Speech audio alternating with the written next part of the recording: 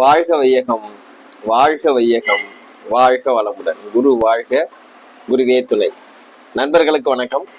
நான் வடலூர்ல இருந்து துரை. இந்த பதிவுல என்ன பார்க்க போறோம் அப்படின்னா, எப்ப வீடு கட்டலாம், ஒரு இடம் வாங்குறதோ வீடு கட்டுறதோ அப்படின்ற நிகழ்வு எப்ப நடக்கும், ஒரு ஜாதகத்துல எப்ப செய்யலாம் அப்படின்னு பார்க்கணும்.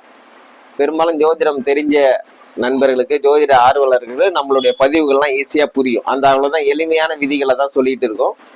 அந்த வகையில எப்ப வீடு கட்டலாம் அப்படின்னு பாத்தீங்கன்னா, வீடு கட்டுற பாவம் இல்ல இடம் வாங்குற பாவம்ன்றது 4ஆம் பாவம். 4ஆம் பாவம் தான் வீடு கட்டுறதோ இடம் வாங்குறதோ சொல்லும்.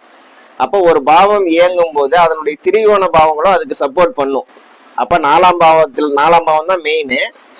அதுக்கு திரிகோண பாவங்கள் என்ற 8ஆம் பாவமும் 12ஆம் பாவமும் அதுவும் இயங்கினாலும் நம்ம வீடு கட்டலாம், இடம் வாங்கலாம், எல்லாம் செய்யலாம். ஆனா 8ஆம் பாவமும் 12ஆம் பாவமும் லக்னத்துக்கு கஷ்டம் கொடுக்குற பாவம் அல்ல. அதனால 8ஆம் பாவம் வேலை செய்யும் போது நம்ம வீடு கட்டுறதுக்கான விஷயம் வருது, ஆப்ஷன் வருது அப்படின்னா, அப்போ நம்ம பேராசையை குறைச்சிக்கிட்டு ஆசை ஏற்படுத்தும். இதை செய்யலாம், அதை செய்யலாம், இதை வாங்கி பெருசா கட்டிடலாம், இன்னொரு ரூம் போட்டுடலாம், மேல மாடியில் செகண்ட் ஃப்ளோர் கட்டிடலாம் அப்படின்னு இப்படிலாம் சிந்தனை தோணும். அப்ப நம்மள்கிட்ட எவ்வளவு இருக்கோ அதுக்கு தகுந்தபடி நம்ம செஞ்சுட்டோம் அப்படின்னா அந்த 8ஆம் பாவத்தால பாதிப்பு வராது. ஓகேங்களா? அதே போலதான் 12ஆம் பாவம் சுப விரயம் ஆவணும்னு இருக்கு. அப்ப வீடு கட்டிட்டோம், அதனால பாதிப்பு கிடையாது. ஒரு பாவத்தோட 5, 9 பாவங்கள் அப்படின்றது அதுதான் திரிகோண பாவங்கள். அந்த எந்த ஒரு சம்பவத்துக்கு நீங்க எடுத்தாலும் அந்த பாவத்திலிருந்து 5, 9 பாவங்கள் அதுக்கு சப்போர்ட் பண்ணும்.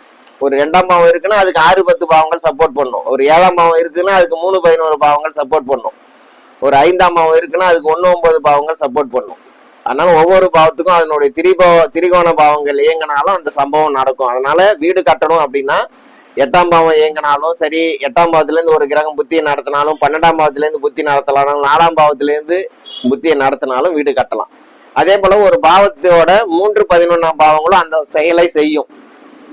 ஒரு பாவத்தோட 3, 11ஆம் பாவங்கள் அப்படின்றது என்ன அப்படின்னா, இந்த 4ஆம் பாவத்தோடைய 3ஆம் பாவம் அப்படின்றது 6ஆம் பாவம், 11ஆம் பாவம் அப்படின்றது 2ஆம் பாவம்.